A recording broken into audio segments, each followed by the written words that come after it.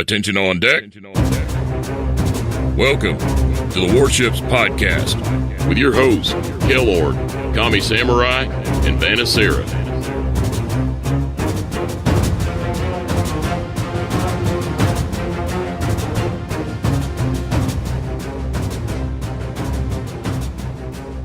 Hello and welcome to episode 85 of the Warships Podcast.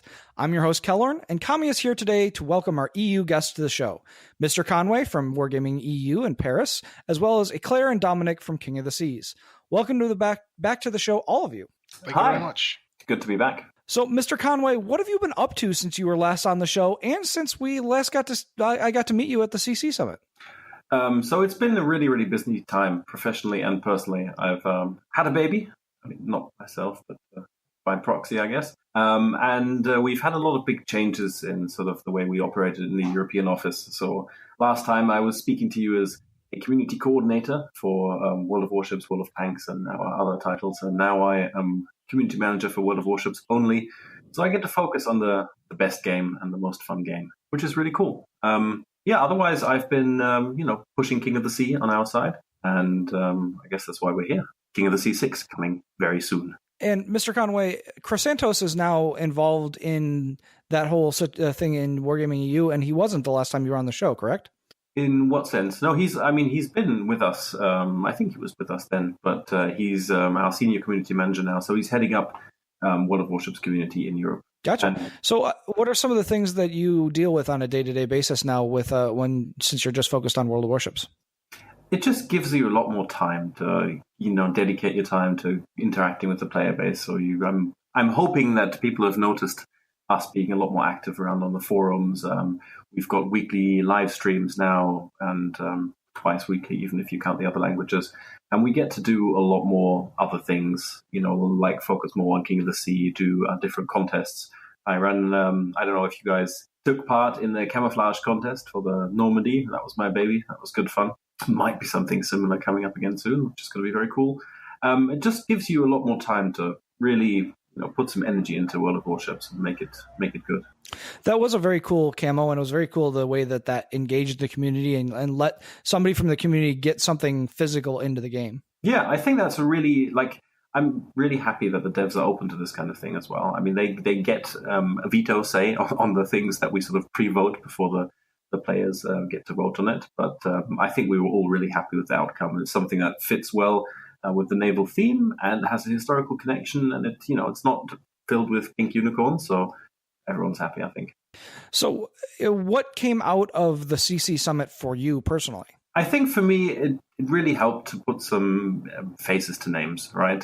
We've met quite a few of our European community contributors before, but there were a couple that we hadn't seen in person yet either, which was really cool to get to sort of build that relationship. And on the other hand, meeting you guys from the other regions was a really nice experience because we had even less of a connection before, and I feel like it's done a lot to build sort of an additional community within the community contributors. I was really, really happy with it. I also felt it kind of smoothed over some of the historical waves that have occurred between the NA and the EU regions that have really been dying down of late recently. Yeah, absolutely. I have to give a massive shout out at this point to So Octavian and the Global Player Interaction team that have been driving the Global Contributor Program. And, I think it makes absolute sense. With all the communities that are connected, like YouTube and Reddit and, Twitch, the boundaries between servers exist only when you're playing the game, but not when you're interacting with the community. So it's really good, I think, to get that international community built and not just, have like a little European corner, an American and an Asian corner. Well, and, it's a lot of the media crosses between lines. I mean, I know that we have quite a few European listeners as well. So being able to give out prizes and things to people in whatever region they listen to us has actually been a huge benefit for us. Yeah, I'm really happy to reward people. When I'm streaming on Twitch and I hand out a prize, I don't care where the person is watching from. He's a World of Warships fan. He's watching World of Warships. He deserves to get a prize. So it's really good that all of this has become quite easy and uncomplicated for us to do. Agreed. Well, let's switch gears a little bit Eclair and Dominic, King of the Seas has evolved since the last time that we talked to the two of you guys, turning into much more global enterprise. So what have some of the challenges been for you guys in the last few months? I'll go. I think it has been very successful. I'm not even recall if it was our idea or if it was the Wargaming Office's idea to kind of make King of the Sea a more global thing, to bring in NA as we did last time, to bring in CIS and SEA this time. And I think maybe Mr. Conway can speak to that as well. It makes everybody's life easier if we have a consistent, set of visual things we go with, a consistent set of artwork. It's less work for Wargaming. It's looks better in the end, to be honest. And we can put our schedules together and we can make sure that we can play each other at the end of each King of the Sea, which is always good fun. We've also been very fortunate to find some really, really awesome volunteers on the other servers. For example, Lars and you, Kami, are doing a very, very nice job on the NA side of things. Getting that up and running has been running very, very nice, and you had some awesome games here last weekend. And Uokat from Asia, shout out to him as well. He's getting things set up there, and Dreammeter is handling things in the CIS region. So we've been very fortunate to have some awesome people to work with. So how have clan battles changed King of the Sea, and has it been for the better or the worse? How do you mean? I mean, we before clan battles, King of the Seas was really one of the only, clan on clan action that you could do that was team based, except for the brief team play test that was done. So how has clan battles influenced King of the Seas and vice versa, do you think? I see. I would say on the whole for the better. One really big one, obviously, is that clan battles is what induced us to move to Tier 10, which after King of the Sea 5, I would say was successful. We were a little bit concerned that CVs might be a bit oppressive, and they weren't, to be honest. We had a look at the meta afterwards, we had a look at all the games, and we decided we actually liked the rule set, sparse as it is, and we were going to keep it. The big plus that I see is that it's brought up a bunch of new teams. There are King of the Sea 5 had teams that we hadn't seen before, and I expect the same thing in King of the Sea 6. So people get a chance to play, 100, 200, 300, 400 battles in clan battles and build up a really good team instead of really only being able to play in King of the Sea, which gave you really a relatively small group of teams that you would expect to see at the top every time. And so has that changed who has been winning and getting to the later stages in the last King of the Seas? Well, I'm from TTT, and we got knocked out by a new team last time, so you can argue that yes it has. I think Skunk was new last time. Wargaming Pay to Win had been playing King of the Sea, but they won it for the first time last time. I expect to see good teams again this time. New teams we haven't heard of before. We kind of always, at least last time we had some very, very new teams make it very deep in the tournament, and I fully expect to see the same thing this time. So King of the Sea you said season 6, I believe, on the EU server is about to start. So what are the general rules for the upcoming season, and how do they change from the previous seasons? Well, we are still running with carriers as a class set, because we think it adds another aspect to the carrier gameplay, and God knows that carrier players need something to do. But otherwise, we haven't really changed much on the rule set. We had a very, very deep look at the statistics and what ships were picked, etc., and we didn't really find any outliers. For example, in earlier seasons, we've had a great look at Kutuzov and American DDs. That's where we had limits. But in Tier 10, there's really no need to make those sort of limitations to improve the gameplay. So we like it the way it is. So for somebody that might be considering putting a King of the Seas tournament team together for the first time this time, Dom, what are just like the general rules that they should be aware of? One thing is get a CV guy who's relatively comfortable. I don't, as a salty CV main, I played CV in the first 3 cards we did and the Winter King. I don't think that the CV skill level differs, impacts that much on the high level, because the AA is just so brutal. So you need a CV guy, and you need to learn to talk to him, and you need to communicate with him properly. And, you're playing with the 2 more guys on your team, so I think communication is a little bit different. When you're 7, you can all sort of get away with shouting over each other and talking very much. That doesn't really work as 9. And you also have to be aware that we aren't playing the clan battles maps. We are playing different maps. We've had a lot of help from the Wargaming map development team in Russia. Shout out to Mimi Missile. They've helped us a lot. We've gotten tournament spawns for the maps that we play, and it is a slower gameplay. You can take your time to really work around the flanks and get into a good position.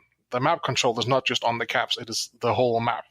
So I think that is one thing to be aware of, that the games are slower, more methodical, and more strategic. So who's allowed to enter, and are there any previously seeded teams that get special preference? Yes, what we do is there's always a big discussion about seeding and how it should be done, and there is no perfect way of doing it, of course. What we do is we look at the last clan battle season, and we give the top 16 teams, we give them a seed, and we say you are going to skip the group stage, which is open to all teams. So the seeded teams enter the tournament at a later date, and the unseeded teams, the ones who weren't the top teams in the clan battle season, they play a qualifying group stage ahead of time. So the seeded teams who are likely to go deep don't have to play for 5 or 6 days in a row and give up 3 weekends. And hopefully, at least the group stage is a little bit more even. Nobody wants to run into the team that won Hurricane League and is going to 2-0 everybody they run into anyway. So the idea is that the group stage gives newer teams a chance to compete in this format on a playing field where they won't just get knocked out of the park instant. And how many total teams are allowed to enter? We are pretty flexible, really. We had a maximum of 80 teams this time. We neglected to consider that it was getting warm outside and the sun came up over the horizon, and so we're a little bit fewer this time. We are 48, I think. But by and large, we can accommodate a decent number of teams. Excellent. So, Mr. Conway, what is the prize pool like for this season? We kept it very much similar to last season. We have a total of about... actually, we bumped it up. I think the total should be something around 600,000 doubloons that we're going to distribute. The idea is that every team that wins at least one game is going to, one set of games is going to take at least something home. And for the top teams, there are, a variety of signals, camouflages, and some doubloons up for grabs. And then we have a special prize pool for the international finals versus the Russian cluster. And I think top match will take tier 8 ship of their choice, and the second match will take tier 7 ship of their choice. That's a pretty cool set of prizes there. So, and 600,000 doubloons that's quite a bit of a prize pool. So I know you guys have really been ramping up your support for stuff like this. But Conway, you had Isolate and Flammu to Paris to broadcast the finals last season. Was that a success in your mind? And I guess there's something similar to that being planned for this season. I think it was an absolute success. We were super happy with it. It was a load of fun, and I think the statistics show that it was popular.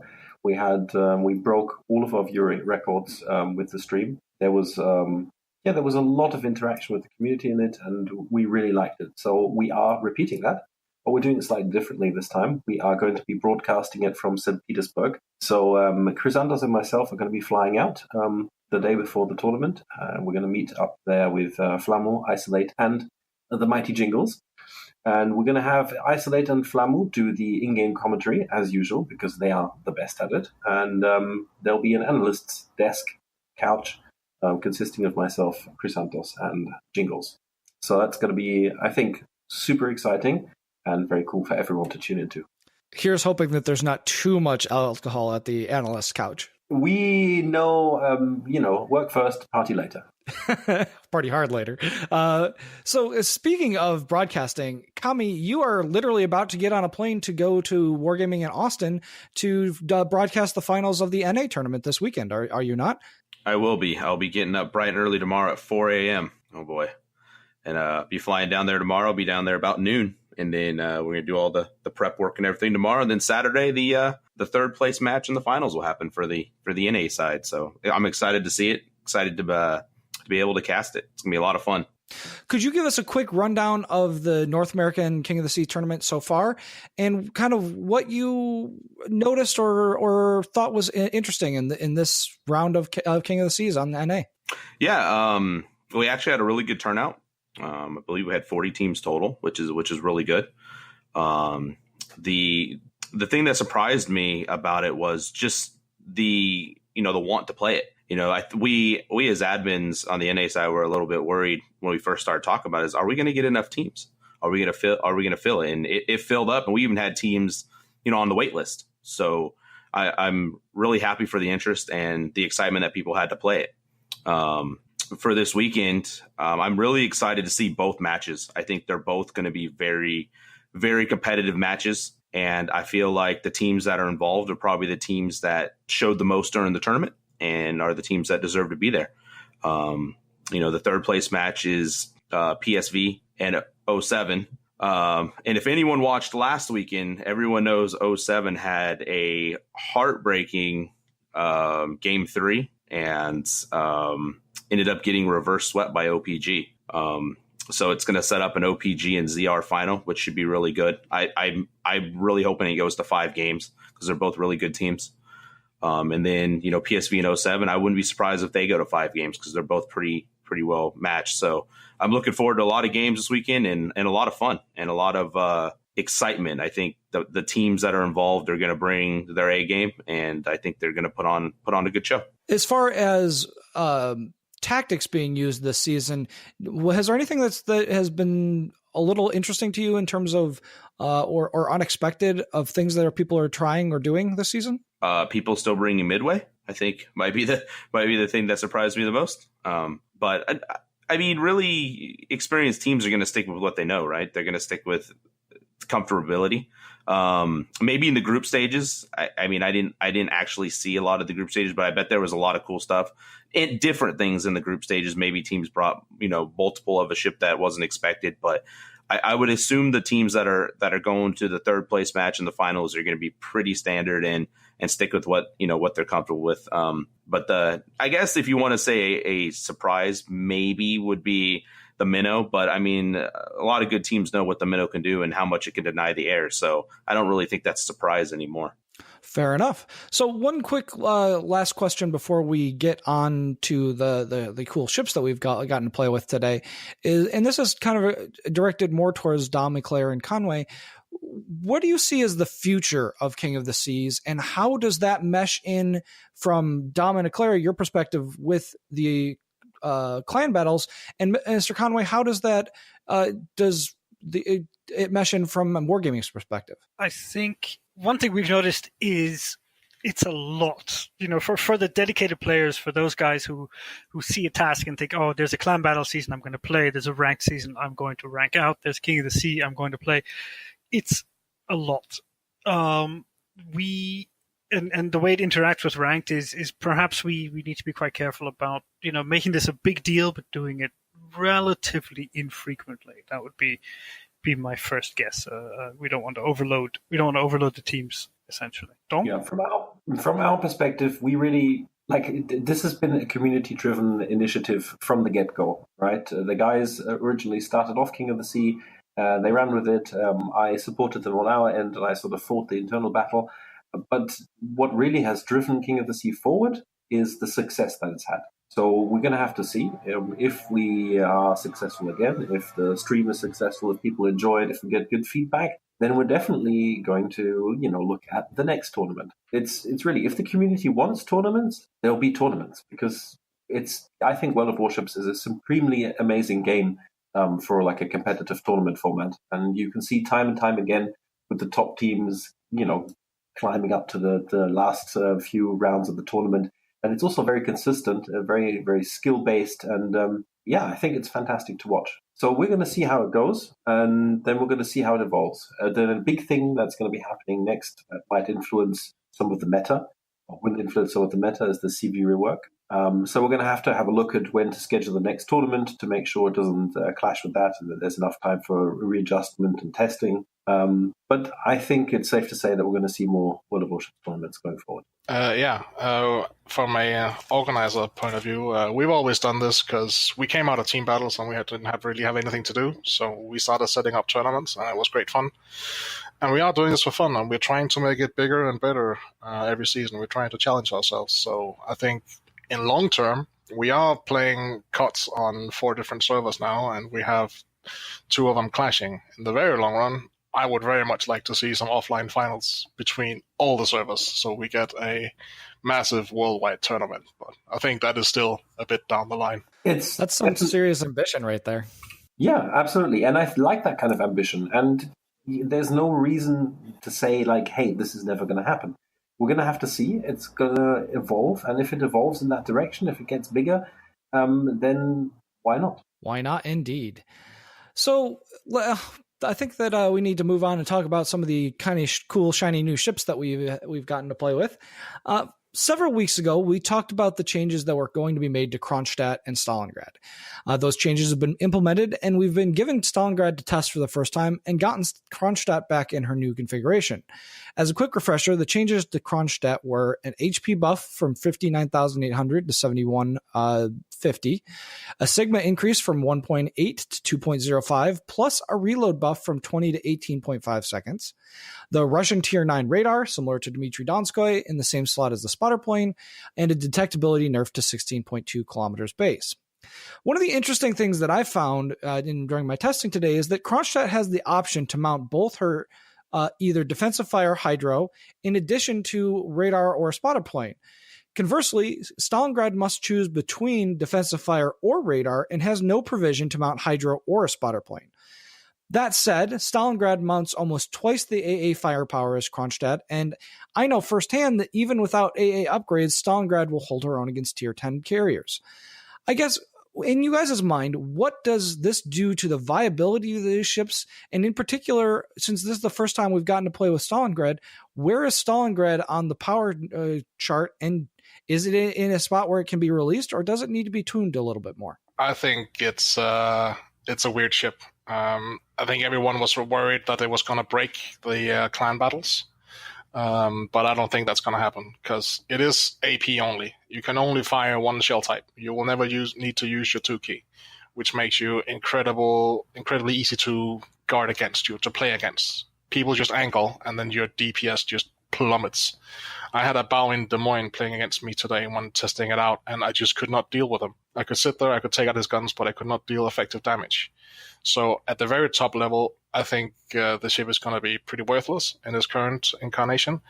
But oh man, when people don't angle and you get those juicy broadsides to punish, I mean, you'll citadel pretty much anything out to 17 kilometers. So for random battles, it's going to be absolutely hilarious and a nice toy. But for competitive, I don't see it as a viable choice as it is right now. I'm inclined to agree, to be honest. I think as Dom has alluded to, it's not really going to get that role in clan battles because it really does need a broadside, and it's spotted from very, very far away, so it's highly unlikely you're going to get it. We were actually talking in the run-up to this before how I couldn't actually give you penetration numbers for most high-tier battleships. I just don't know what they are. I know what I can overmatch, but I don't know how much I can pen. And really, high-tier battleship play is so much about overmatch rather than penetration. And 305 millimeters just doesn't give you that overmatch. So that Des Moines can sit bow into you, the Moskva can sit bow into you, and there's not going to be that much you can do. I actually disagree a little bit, and I'm curious to see what Kami thinks as well. One of the big problems that we noticed on the NA server is that with only one battleship on each team, there's no real way to make it disadvantageous for the cruisers. They can, like you were saying, they can angle against the one battleship on the team and be relatively safe, and you really don't have any way to punish them with another ship on a flank or something like that.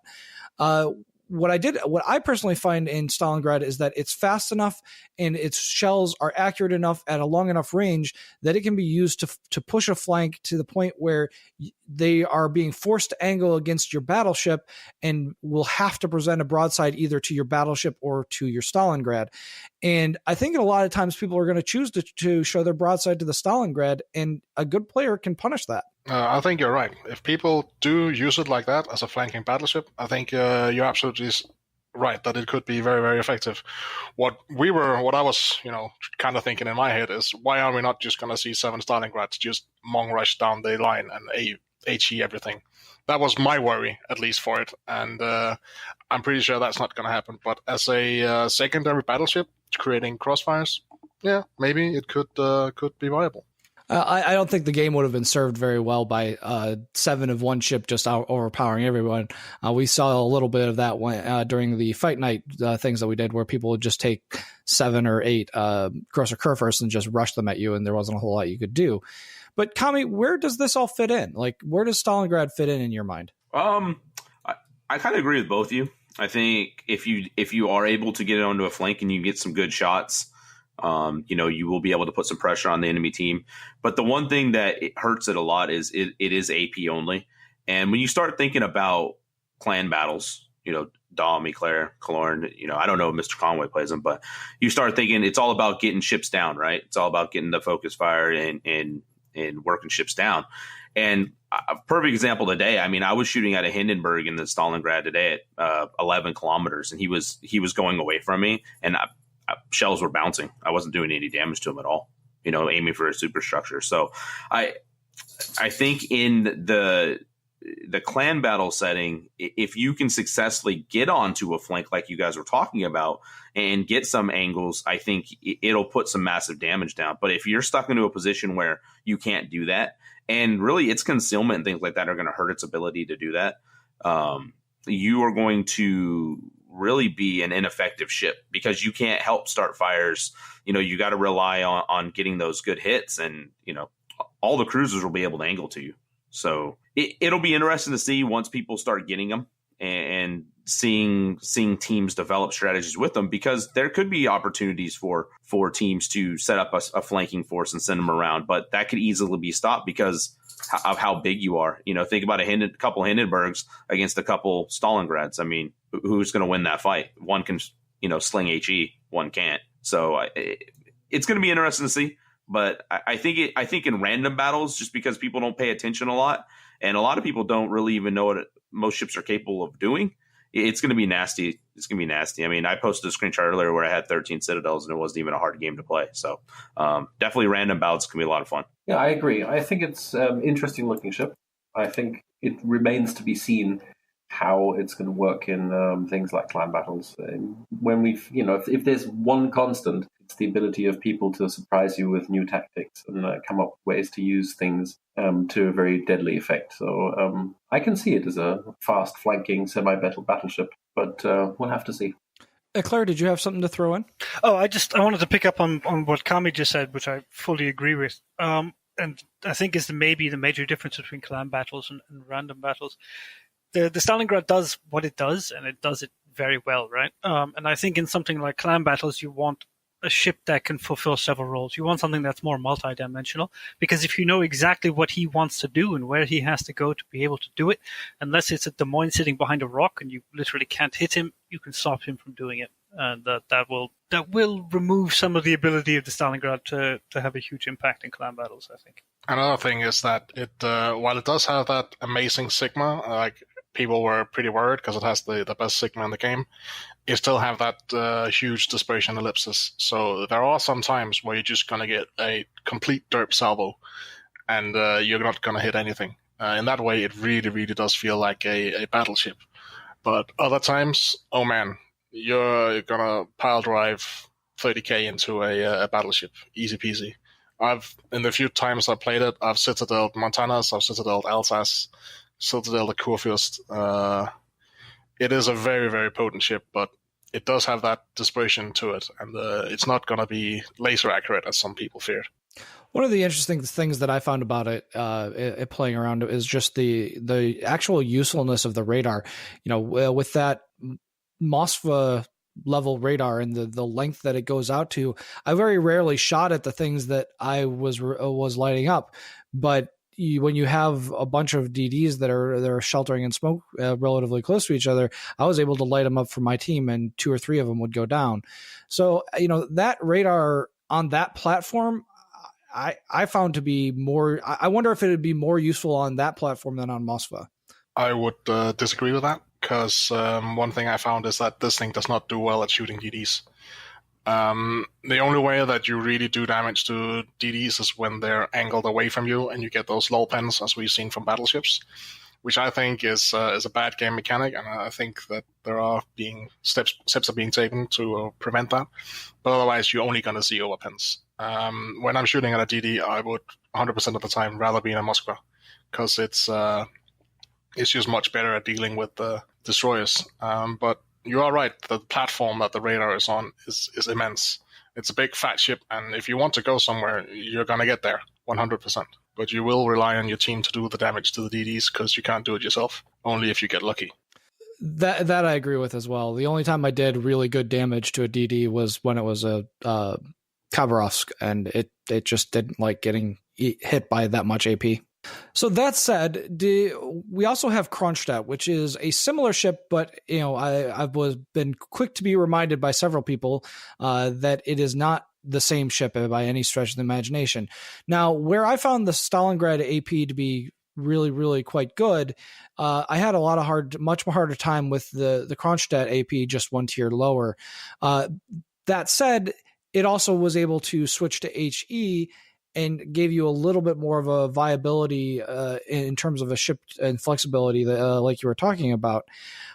I still really liked the first version of Kronstadt. It needed help, obviously, but I still had fun playing it. Maybe because I really like playing battleships, but I still found it to be a fun ship. But I guess, where are you at with this new version? Particularly the fact that it now has a radar and AP that does pretty decent damage especially to other cruisers. Quick question. Did they change the HE on it, or does it still break? I'm not getting near the number of breaks, but they didn't put anything in the patch notes. Okay. Cause I mean, that was one of the biggest issues I had with it was, you would shoot HE at something and 5 of your shells would break if you hit with that many shells. I think the Kronstadt's, I didn't honestly have a lot of fun in it playing in its initial version, but it looks to be better. And, it's got to be a tough thing to balance, right? How to make a ship be unique, be effective, but also not be overpowered, right? And the Kronstadt might be one of those ships that, if played well, is going to be a ship that a lot of people can do some work in. But you're going to have to just pay attention to situations. And I haven't gotten to play the new version of it yet. So, take what I say is, whatever you want to call it, but it should be okay as it is, with the upgrades. And I don't think it's going to be overpowered. I think it's just going to have to be played well. And hopefully your HE shells don't break all the time. Eclair, did you have something to throw in? Oh, I mean, I haven't played the new Kronstadt either, although I played the last version quite extensively. I think Kami's right, to be honest. I think it's a ship that a lot of people will be able to do quite a bit of work in. And I think it's also likely to be a ship that's probably fun to play against, which is going to be really important. I think a lot of people were very worried about the Musashi, and in a way that feels quite similar to me. It's playing against the Musashi isn't really that frustrating an experience in my mind, because it has this giant health pool and you can feel like you're chipping away at him, even if he is ultimately going to kill you, which likely he is. So I can see the Kronstadt having that HP pool, having that tankiness, having that radar, giving you the feeling that if you want to, you can go in and you can radar and you can tank for your team and you can sit back and you can snipe. I think people are going to have fun playing it, and I think people are going to have fun playing against it. I genuinely think it's going to shape up to be a pretty good ship. That's an interesting point, talking about having fun playing against it, because it's not one that we often talk about. We often talk about, how do we feel while we're playing it. One of the things that the only time we do talk about playing against it is when we talk about how we often will get focused in it when we're playing a new ship that nobody's seen before. But at the same time, Kronstadt in particular has a really good armor scheme that you don't really expect when you just look at it in port. But it's really able to resist a lot of fire. And that's honestly one of the big reasons why I had so much fun playing it in its initial version, because it was a tough ship. Conway, did you guys have any thoughts on Kronstadt before we move on to USN cruisers? I played Kronstadt only in the last version.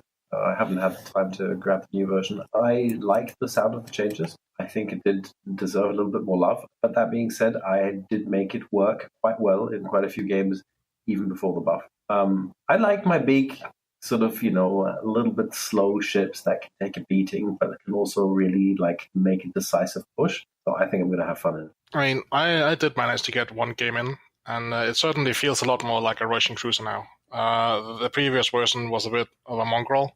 It had that awesome concealment, but no real use, no real will to apply it.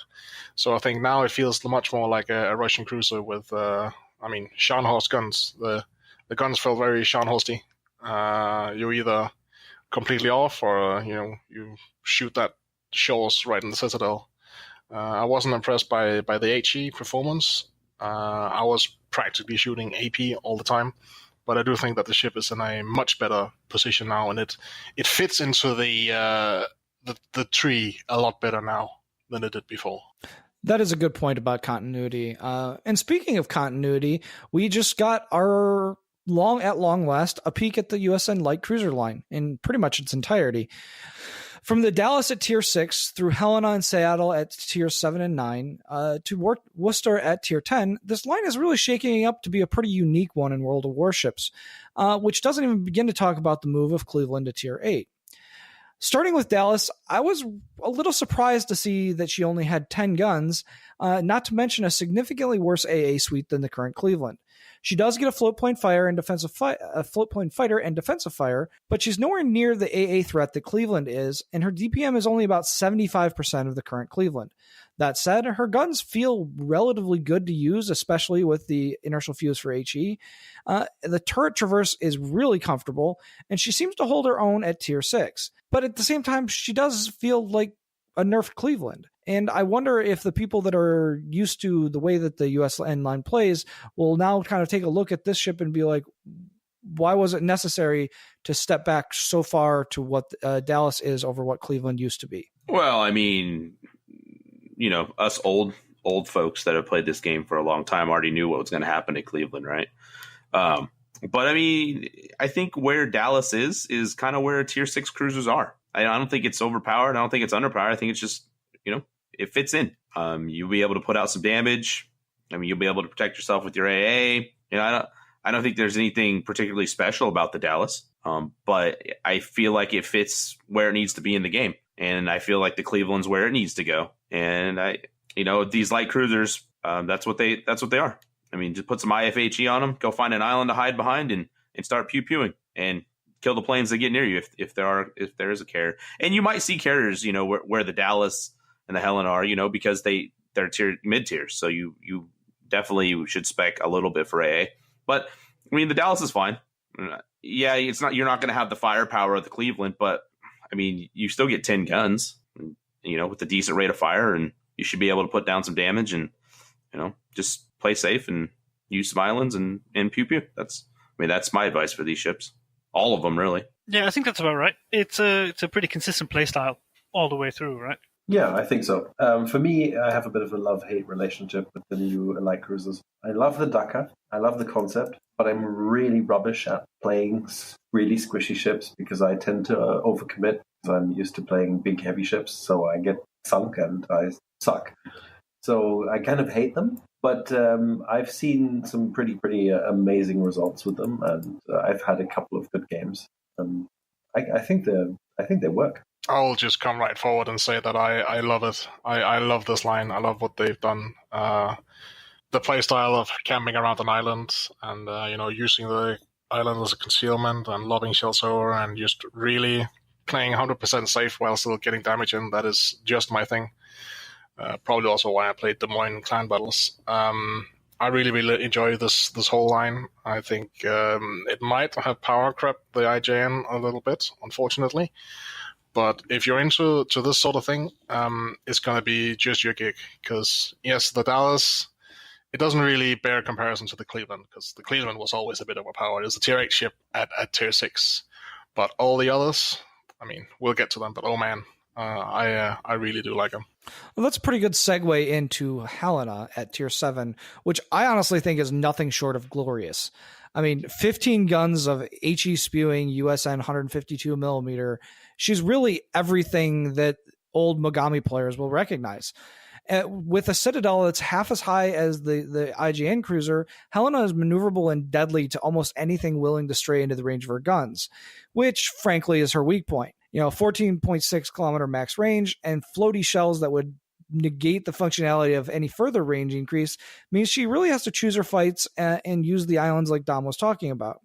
Overall, though, I really feel like Helena is the high point of the line, at least for me, just because it gives you a balance of ships that are going to have a lot harder time deleting you immediately, but conversely give you a lot of things to shoot at and be very good at shooting at them.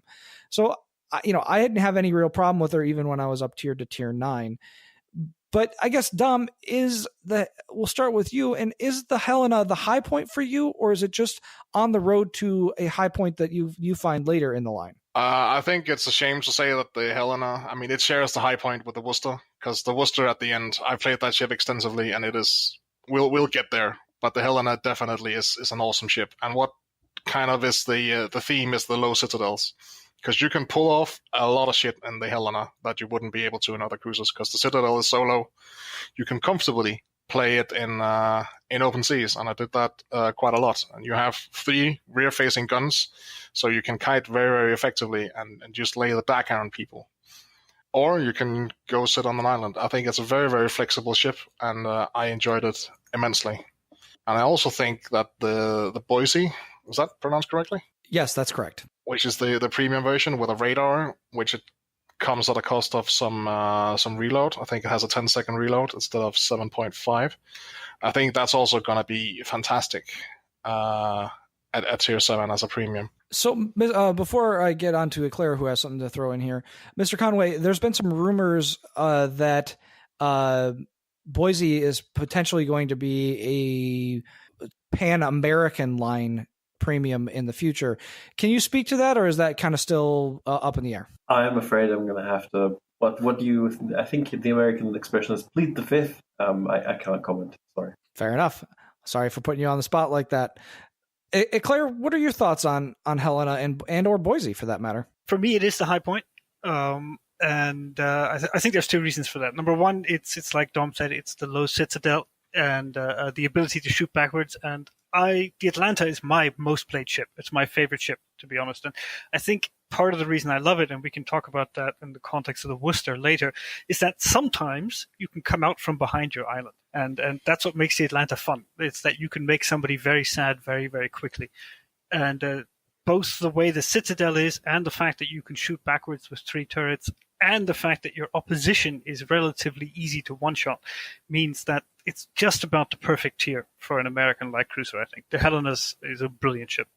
So, Kami, to give you a little bit different context for you to speak to this, kind of you mentioned the old player base is very familiar with Mogami and the way that she was, particularly in the closed and open beta tests.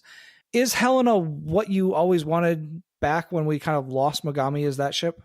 Oh, you mean the OG Mogami that was really, really good? Yeah, I think it is. The one thing I would say, that's a little bit different is the Citadel, right? Like Dom and Eclair have said. Do you look at the Mogami, and that whole ship is basically a floating Citadel. You look at this ship, good luck. Good luck getting those huge damage numbers, especially on players that are paying attention. But this ship is awesome. The range, yes, can sometimes get you a little bit if you're trying to shoot at a ship running away. But, you can just get set up. You can play the ship so many different ways. And it's funny because I don't play the Atlanta at all. The Atlanta, I can tell you I haven't played the Atlanta probably since I got it. And I know a lot of people love the Atlanta. But I have found to have a lot of fun with this line. Just going around pew-pewing, putting yourself in positions that, typically you wouldn't be found in because, a lot of, like me, I'm a battleship guy, so I don't go where these cruisers go. But learning a new play style has probably been the best thing about these ships. And, it's probably going to encourage me to take out my Atlanta. But these ships, the Helena and the Boise, I think the Boise actually has less range than the Helena, right? If I recall, it has a little bit less, but it has the radar, which I guess offsets it a little bit. But, these ships are definitely going to be a lot of fun. And, Dom and Eclair have already said, the kiting ability of these ships is going to be amazing. I mean, when you can go basically directly away from them and turn a little bit and get your guns on target, it's going to be battleship players are going to be crying. And that mid tier, where your games are, I think mid tier games, 6, 7s, 8s, a lot of fun. I haven't played them as much because of been getting some pretty poor matchmaker results, but I think that's a lot of fun. And I think these ships are perfectly established there in the middle. And the Worcester, Worcester, however you pronounce it, is one of my favorite ships to play in this entire game. And I've been playing this game since closed beta. So I guess, Conway, how do you see Helena as someone who may not be at maybe the rarefied heights of Unicum area in terms of play style. Is Helena and having that many guns just fun, or is it easy to use, or is it just a little too intimidating? I think having a lot of guns is always good. I mean, there's no debate there. I am one of those people who did actually play a lot of original Mogami.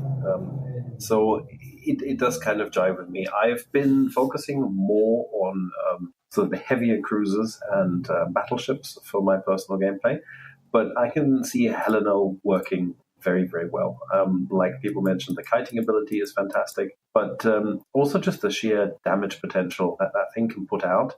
If it doesn't get shot by a lot of enemy HE with that 16mm plating all around, that's going to be a very bad time. I think it's going to be a great ship. And I think it looks awesome. It is definitely a unique ship. So we covered Columbia, Cleveland quite extensively a couple of weeks ago. So I do want to move on to Seattle. Seattle, and for me, was a bit of a disappointment. She was really a linear upgrade over the Cleveland at tier 8, but I really only felt that the only things she brings to the table are the heal and an ability to mount the tier 9-10 upgrades. She suffers from a lot of the same problems the other high-tier light cruisers do and demands a specialized playstyle that, if that's your thing, then you'll love Seattle and Worcester, but if not, it's kind of not. So, Dom, you mentioned a little bit ago that you really love these cruisers and you really love this playstyle. I'm kind of on the opposite side of it. I really don't like the playstyle. I love Helena because she's fun to play at the tier that she's at. But when I get into the Seattle and the Cleveland and the Worcester, I just feel like a fish out of water. I mean, if it's not for you, it's not for you. I mean, I'm Danish. I was born on an island. I hug islands. That's what I do. They are more comfortable to play in open water, but if the island playstyle is not for you, then it's just not for you.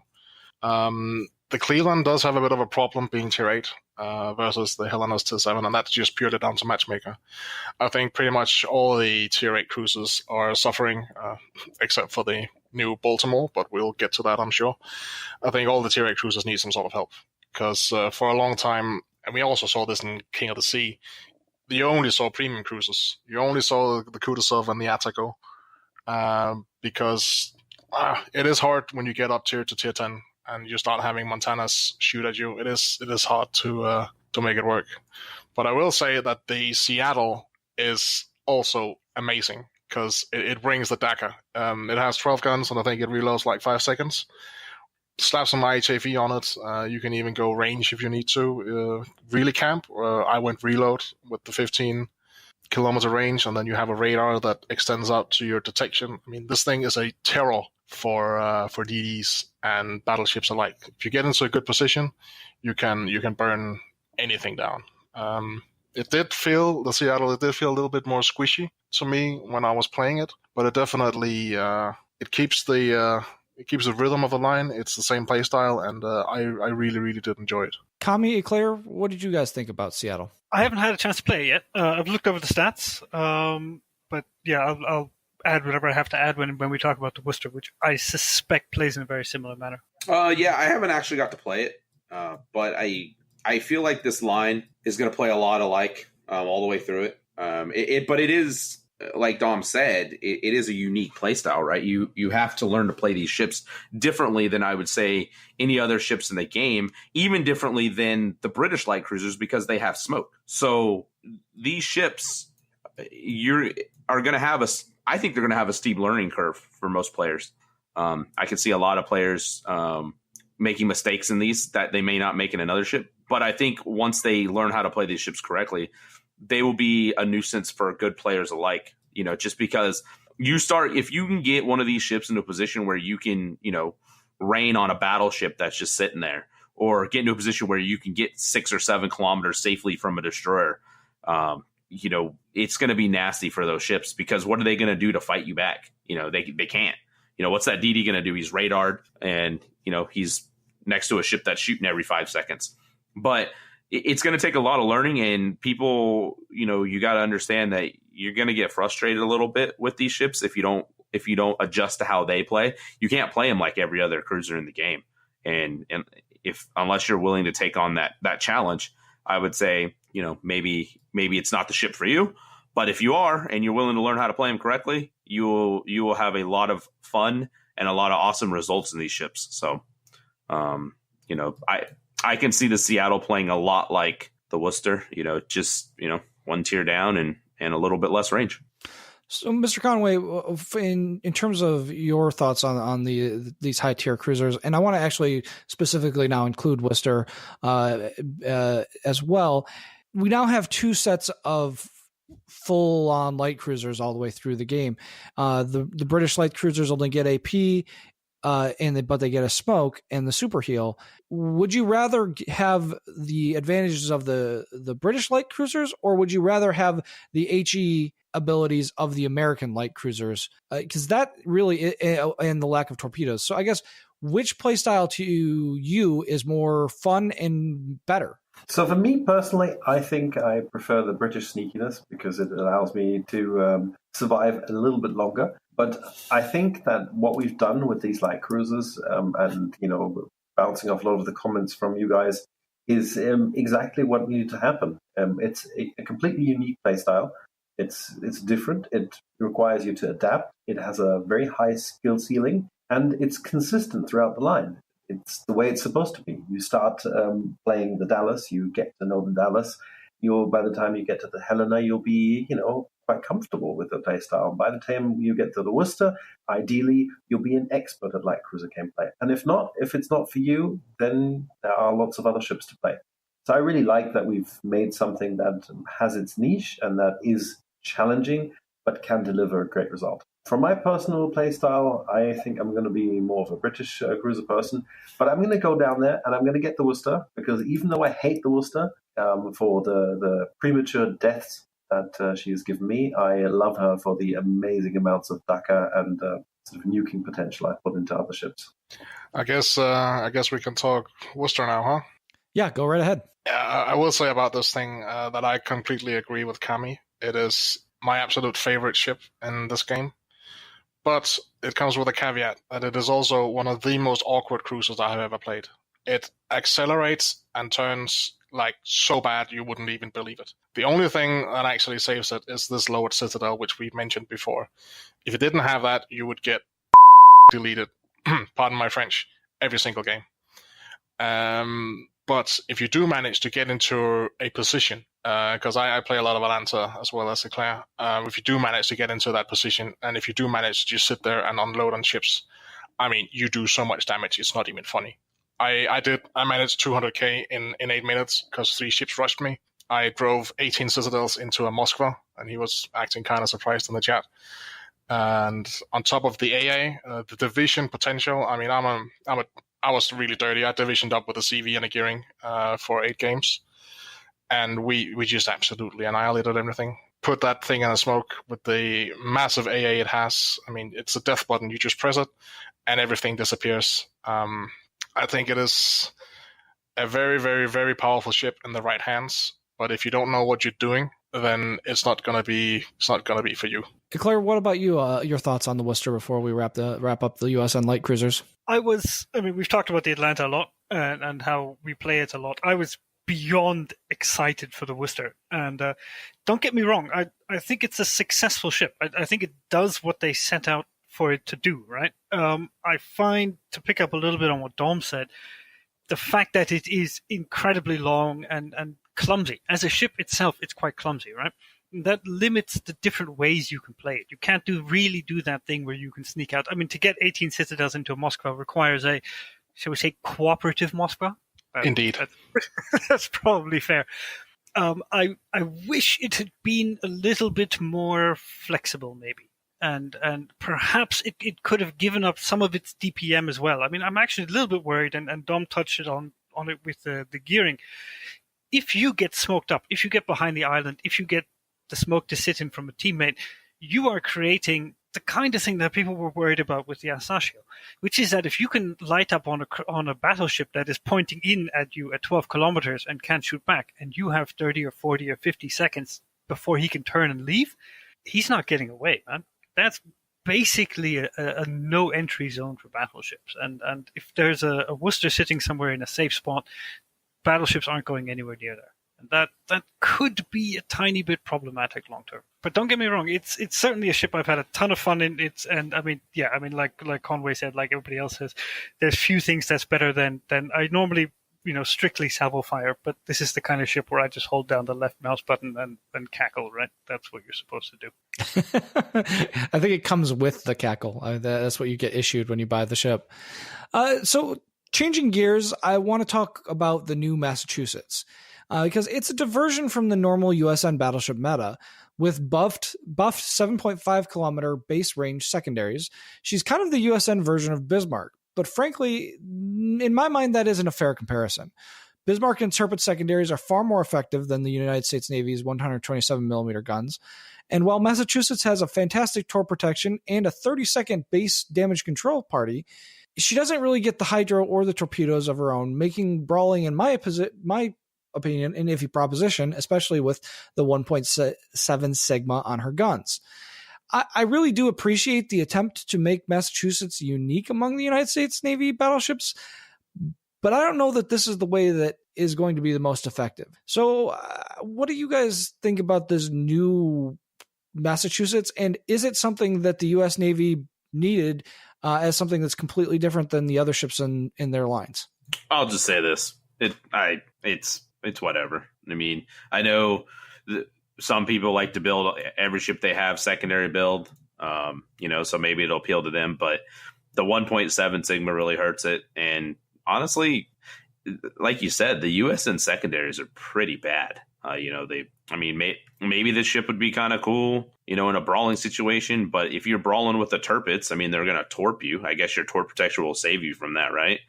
I don't know. It's its own thing, but I don't think it really fits with what the USN battleships are trying to do. And I don't know really, I guess, what the point of it is. I guess to be unique. But is that good enough in a sense in the big picture? Like, is that good enough just to be unique? And you could be, oh, look, I'm a USN secondary build battleship, but my main guns can't hit anything. Is that good enough to be played? I don't know. What I find hilarious about it is just how absolutely tanky it is. I went in with a regular old tanky spec, and I slapped on the repair party module. And that makes your DCP go to 42 seconds, where you're just not going to take any fires and floods. And then your heal reloads really, really fast. So, ignoring the secondaries, which are unfortunately god-awful, I just press W and go into the enemy, and when things get a bit too hairy and I'm about to get flanked, I start reversing, and I got some massive potential damage numbers. And when you're in at that range, you can still dish it out with those guns. So I think it's a very, very special ship. It's different to the other NC variants, and I think it could be a lot of fun if used in that way. If you like just sitting there and taking it, could be fun. Yeah, I think it's an interesting experiment. I think to create a battleship that is so tanky for relatively discrete periods of time. I say this having played 2 games today and having been torped, which doesn't really speak well for me. But that damage con and that repair and that ability to sit bow in and really actually absorb punishment in a way that you can't really in most other battleships, at least not most battleships that want to sit bow in. That it has an appeal, I think, for the kind of bull in the china shop approach to battleship play, which I definitely subscribe to. I do agree it's very sad that the secondaries are deeply disappointing, and I think there's some campaign to give the USN secondaries their historical reload rate or something that might be applicable in this case, because the way they're positioned on the ship, it's unlikely it would be the secondary monster that you get in like a Bismarck or a Tirpitz. Mr. Conway, I guess what are your thoughts on the buffs to, or maybe not buffs is the wrong word, the changes to Massachusetts over the first round of testing were appeared to be oriented at making her better, so give her better secondaries, yet it doesn't really seem to have been that result. Is this kind of these kind of unexpected results where people do things like the ultra survivability build that Dom was talking about, when that maybe wasn't what was intended? Where does that leave you as with the developers and the publishers? So, if you look at the situation we have, right? We have an Alabama and we have Massachusetts. They're the same ship, essentially, right? We don't really want to have two of the same tier 8 US battleship. There's no point. Why would there's literally no point. So you gotta make something different and unique in the playstyle. I personally, very much like Eclair, subscribe to the Bull in a China Shop battleship approach. I take my battleship, I push W, I drive at the enemy, I go into the cap circle, I brawl, I tank, and I'm there, right in the middle. The secondary batteries might not be amazing, and to be honest, I don't know if they warrant a full secondary spec. But you know that the DDs are gonna start turning and running away once they see that volume of fire coming at them. So even if it doesn't do effective damage, it definitely, I think, will work as a deterrent. And if you look at the differences between Alabama and Massachusetts when it comes to the tankiness, the damage control party, and the repair. I mean, this thing can go in, it can take it, it can repair, and it can do it again and again. So I think it can be very potent, but it's a different playstyle. I know that it's going to make some people unhappy who would have liked to see, like a more historic build or something that's not, maybe as gimmicky or as different. But we have two of the same ship. We would like to have them in game. So we need to make something, we need to make them a little different. Which is not to say that you find the differences that they implemented this time to your liking, or is this the way that you would choose? Would you choose this in Massachusetts or Alabama, Conway? It's hard to say, to be honest. I'd have to give both of them like an extensive run around the block and see how it goes. I like the tankiness, but I'm also a stickler for accuracy, so it's probably going to be Alabama for me. Fair enough. Or North Carolina. Well, if you want accuracy, North Cal is kind of the way to go. So I guess, guys, that's pretty much wraps it up for our topics this week. Is there any shout-outs or announcements that anybody needed to make before we call it quits? I guess we could point out that the group stage for King of the Sea starts this Sunday at 2 p.m. Central European time. So what is that, 9 a.m. on the US East Coast, I think. We have put a lot of effort into getting a lot of streams up, so I think pretty much every game will be streamed. So if you are into that kind of thing, should be a lot of opportunity to watch a lot of competitive warships. Absolutely. That's really awesome. There's going to be a Portal article up on the World of Warships Europe site. Should be up on Saturday, and you'll be able to see who's streaming what, and there'll be a link to the full match schedule, and so you'll be able to pick your games as well. But yeah, do tune in, and please bookmark and earmark the 26th and 27th, I believe it is, of May for the King of the Sea European and EU versus CIS finals, which are going to be big. I'd like to give a shout out to all the people who are helping us, make this tournament. We learned pretty quickly that 4 guys can't really handle stuff like this themselves. So we have a massive corp of adjudicators who are putting in hours you wouldn't believe. They're helping us so much run the whole thing. We have the guys on NA and on C helping us run it, and it's just really, really awesome. We couldn't be making these tournaments without those guys. So massive shout out to all the help that we're receiving. Absolutely. And Kami, do you want to give us the schedule for this weekend's events on NA? Yeah, we'll be starting at 1800 Eastern. That'll be when the third place match takes place, and then the final match will take place, relatively soon after that match finishes up. I don't want to give like an exact time because the games could run a little bit long, and but I would say be here for the third place match, and then the finals will start. So certainly after that, we're not going to try to have too much downtime because we know you guys want to just see ships explode, and it'll be a lot of fun. I look forward to it, and we appreciate being involved with the King of the Sea. Dom, Eclair, we appreciate you guys, doing a lot of the hard work at the very beginning to allow this to, expand to what it is now. I mean, like you said, it's multi-regional, right? And that's really what's cool about this game is how far it's expanded and how many people are involved in and just watching the game grow and how many people are excited for competitive play. So, just tune in, tune into the finals for NA and then the group stage for EU, and, just enjoy a lot of, competitive warships, and hopefully you'll see some really good games. So just so you guys are aware, next week we'll be talking about one of the things we'll be talking about is the slightly revised version of Monaghan that we received today that has a torpedo reload booster that kind of fell by the wayside of all the other things that we were talking about.